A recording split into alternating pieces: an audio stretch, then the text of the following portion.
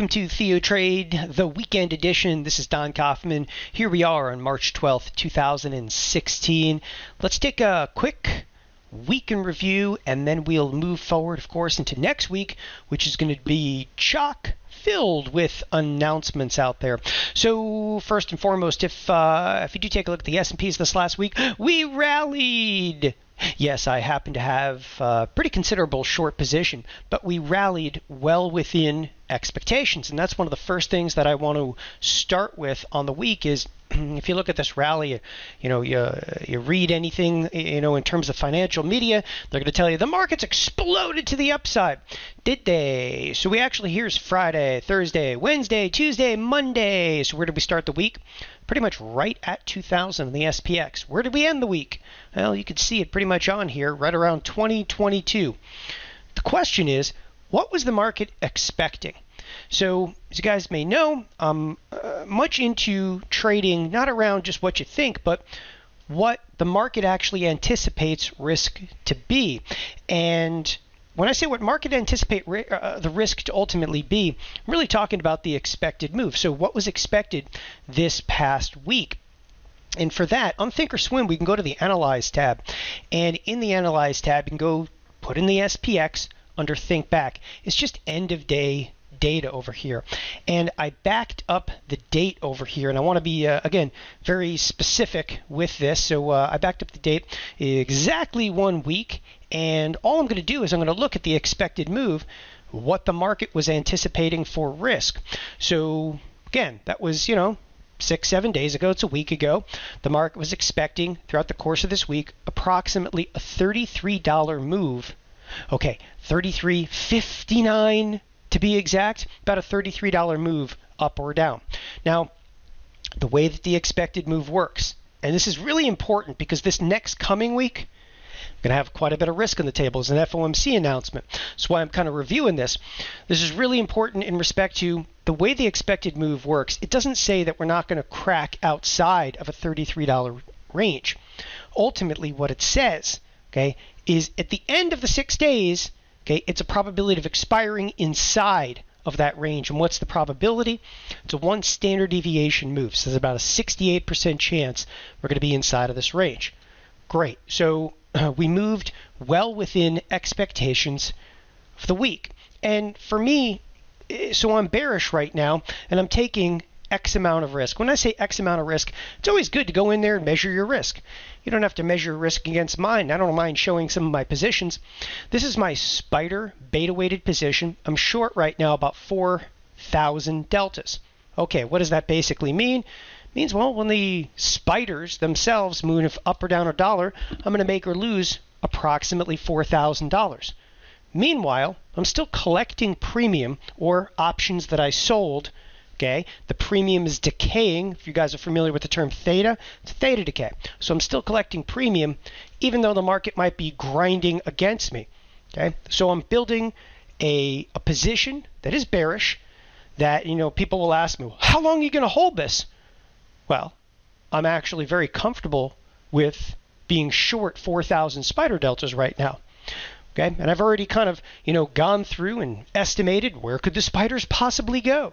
So for that, we can go to a chart. Could they go to 210? Sure, if they go to 210 over there. I don't necessarily think that's reasonable in the near term, but if they go to 210, I know exactly what my profit, what my losses are going to be. Hey, I'm short, again, 4,000 spider deltas, and I like to stand out there and say, yes, I'm short. Yes, there's been an amazing rally. I haven't actually been short this entire rally. Right now, though, I'm starting to really accumulate those short deltas. So with that, again, I'm short some deltas. Hey, the way I see it, we may go to 205. We may go to 208. Don't worry, I'll get them eventually.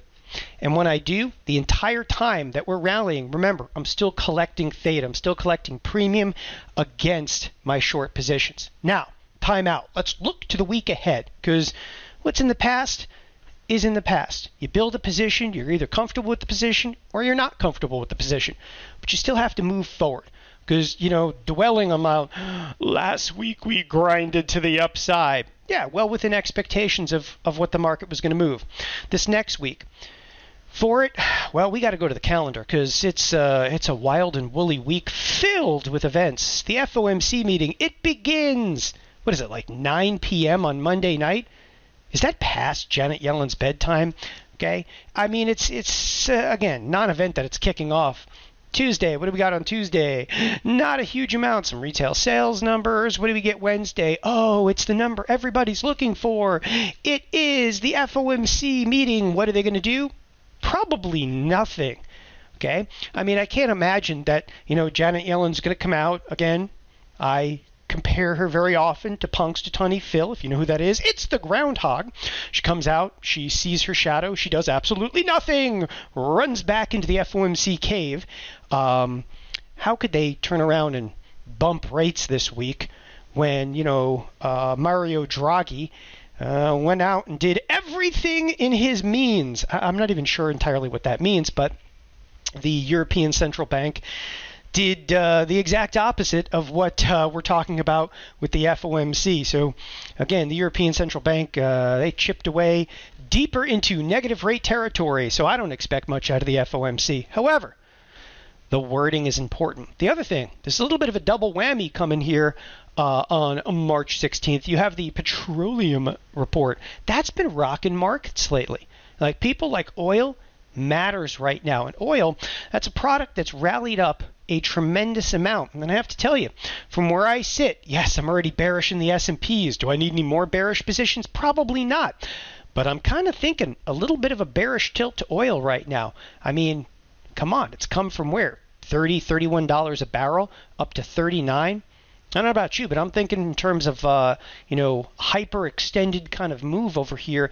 This is not about being a contrarian. This is about oil breaching its expected move by a tremendous amount. I mean, we're almost into 3 standard deviation territory of how far oil has actually moved, all ultimately in one direction.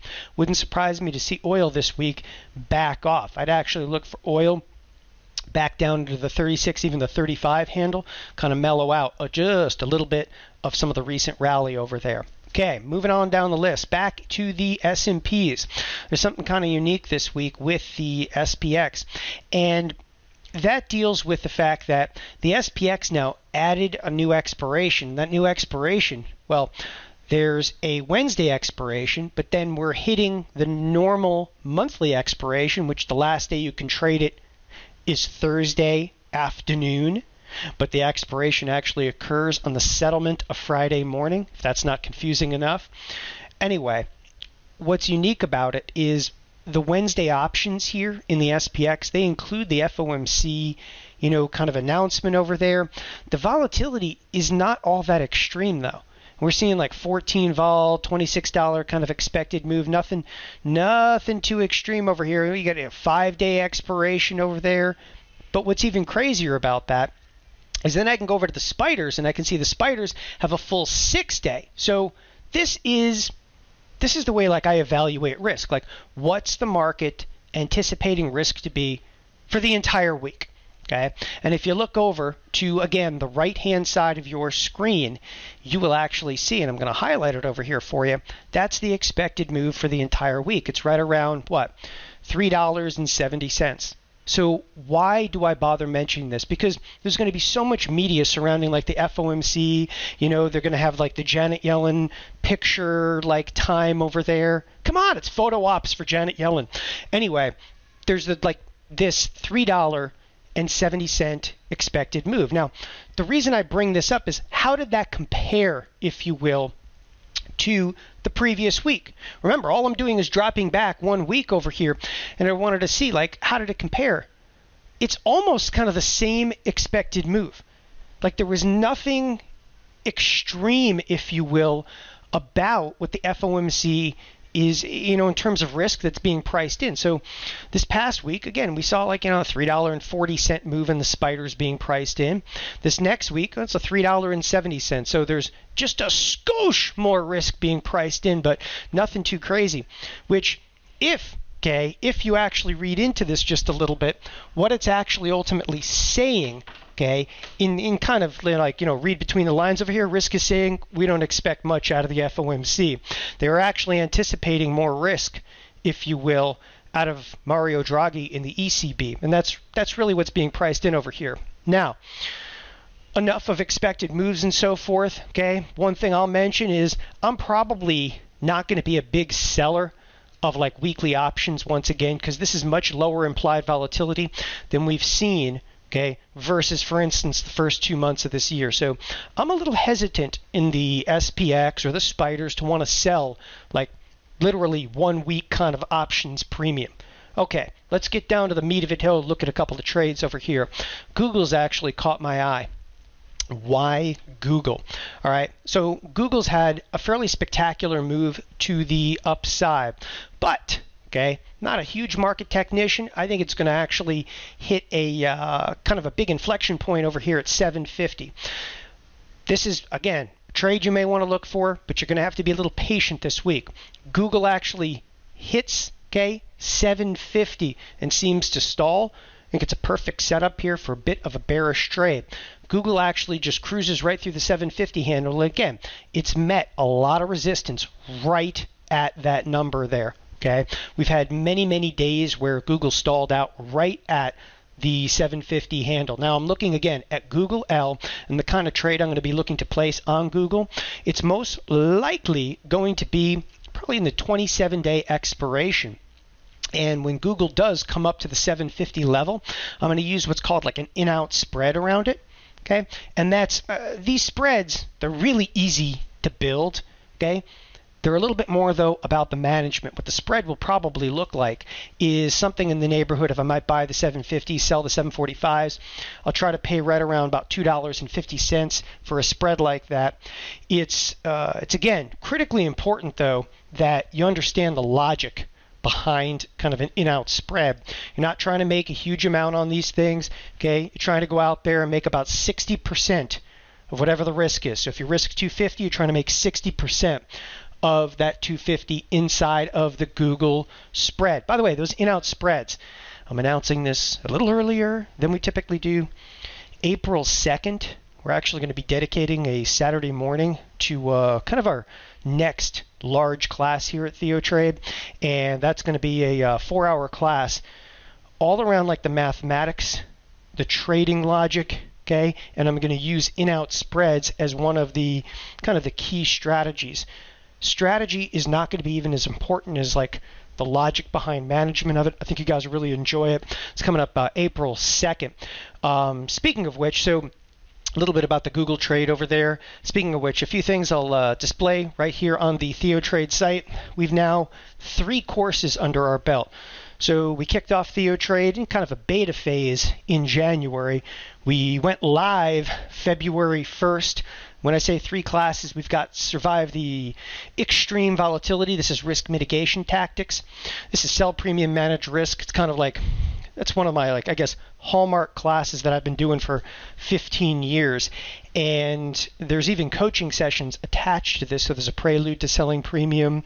Okay, the client position conundrum, one of my favorite titles over there. Anyway, these are all the archives from that class, including like volatility bombs. Last but not least, just this past week, Iron Up. We actually did the Iron Condors class, which the Iron Condors class loops very nicely back into Sell Premium and Manage Risk, Survive the Extreme Volatility, all of them. So those are the archives of the class. But wait! There's actually more that we've added to the site. Again, we're new, we're interesting. We've actually got the TheoTrade tracker. That is all the trades, okay, that we've actually been doing in the chat room. What's opened, what's closed, it's all actually added there. It's a really clean spreadsheet because you could just highlight the trades, copy them, and then just post them right into whatever trading application you're using.